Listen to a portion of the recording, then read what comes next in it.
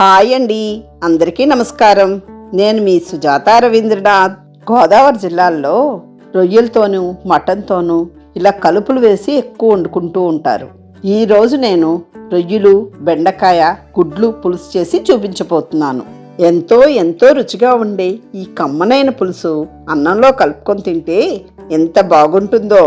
ఇక లేట్ చేయకుండా రెసిపీలోనికి వెళ్ళిపోదాం. ఈ పులుసు పెద్ద రొయ్యల కన్నా చిన్న రొయ్యలతో చేస్తేనే చాలా బాగుంటుంది. నేను ఈ రెసిపీ కోసం 150 గ్రాముల పచ్చి రొయ్యల్ని నీట్గా శుభ్రం చేసుకొని తీసుకుంటున్నాను. మీకు కావాల్సిన క్వాంటిటీని బట్టి గుడ్లు ఉడకపెట్టి పెంకు తీసుకోండి.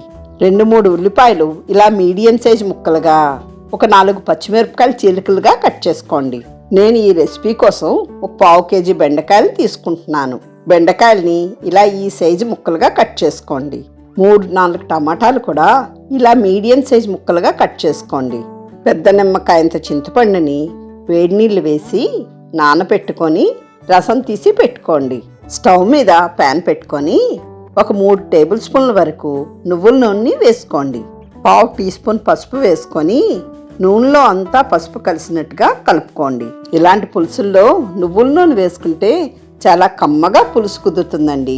నూనె వేడెక్కిన తర్వాత ఉడికించి పెట్టుకున్న గుడ్లను వేసి వేపుకోండి.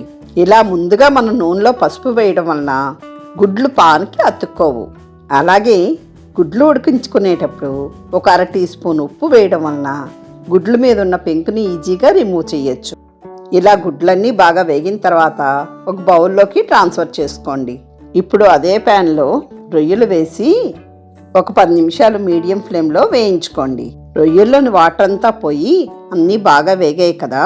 ఇప్పుడు ఇవన్నీ కూడా ఒక బౌల్లోకి ట్రాన్స్ఫర్ చేసుకోండి. అదే ప్యాన్లో మిగిలిన ఆయిల్లో కట్ చేసి పెట్టుకున్న ఉల్లిపాయ ముక్కలు, పచ్చిమిరపకాయలు వేసి వేయించుకోండి. ఇలాంటి పులుసులకి ఉల్లిపాయలు మరీ చిన్నగా కట్ చేసుకోకుండా ఉంటేనే బాగుంటుంది. ఉల్లిపాయ ముక్కలు కలర్ మారిన తర్వాత ఒక 1/2 టేబుల్ స్పూన్ అల్లం వెల్లుల్లి పేస్ట్ని యాడ్ చేసుకోండి. అల్లం వెల్లుల్లి పేస్ట్ పచ్చివాసన పోయినంత వరకు ఒక 2-3 నిమిషాలు వేపుకొని అందులోని రాళ్ళుప్పుని యాడ్ చేసుకోండి. నేను 1 టేబుల్ స్పూన్ రాళ్ళుప్పుని యాడ్ చేస్తున్నాను. ఒక 2 స్పూన్లు కారం కూడా వేసుకొని అంతా బాగా కలుపుకోండి. ఉప్పు, కారం మీ టేస్ట్కి తగినట్లు అడ్జస్ట్ చేసుకోవచ్చు. ఇదంతా 2-3 నిమిషాలు లో ఫ్లేమ్లో వేయించి పెట్టుకున్న రొయ్యల్ని, గుడ్లని యాడ్ చేసుకోండి. ఉప్పు, కారము గుడ్లకి, రొయ్యలకి పట్టడం కోసం ఒక 2-3 నిమిషాలు అంతా బాగా కలుపుకుంటూ వేయించుకోండి. ఇదంతా బాగా వేగింది కదా. మనం తీసి పెట్టుకున్న చింతపండు పులుసుని యాడ్ చేసుకోండి. పులుసు కన్సిస్టెన్సీని బట్టి అవసరమైతే మరి కొంచెం వాటర్ని యాడ్ చేసుకోండి. పులుసు మరగడం మొదలైన తర్వాత కట్ చేసి పెట్టుకున్న టమాటా ముక్కలు, బెండకాయ ముక్కల్ని యాడ్ చేసుకోండి. ఏ పులుసులో అయినా బెండకాయ ముక్కలు పులుసు మరుగుతుండేటప్పుడు వేసుకుంటే జిగురు రాకుండా ఉంటాయండి. 1 టీ స్పూన్ గరం మసాలా పొడి, 1 టీ స్పూన్ ధనియాల పొడి, 1/2 టీ స్పూన్ జీలకర్ర పొడి వేసుకోండి. ఇదంతా బాగా కలుపుకొని మీడియం ఫ్లేమ్లో మూత పెట్టుకొని ఒక 10-15 నిమిషాల వరకు ఉడకనివ్వండి. 15 నిమిషాల తర్వాత ఒకసారి మూత తీసి ఉప్పు, కారము సరిపోయే లేదో ఒక్కసారి చెక్ చేసుకోండి. నేను చెప్పిన విధంగా మీరు ఇలా పులుసు పెట్టి చూడండి. మీకు ఎలా వచ్చిందో కామెంట్స్లో చెప్పండి. నేను వేసిన ఉప్పు, కారం మా టేస్ట్కి తగినట్లు కరెక్ట్గా సరిపోయాయి.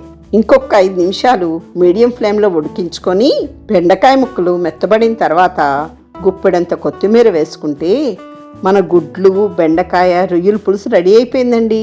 నేను చేసిన ఈ గుడ్లు, బెండకాయ, రొయ్యలు పులుసు మీకు నచ్చితే ఇంతవరకు సబ్స్క్రైబ్ చేసుకోకపోతే సబ్స్క్రైబ్ చేసి లైక్ చేసి మీ ఫ్రెండ్స్కి షేర్ చేయగలరా?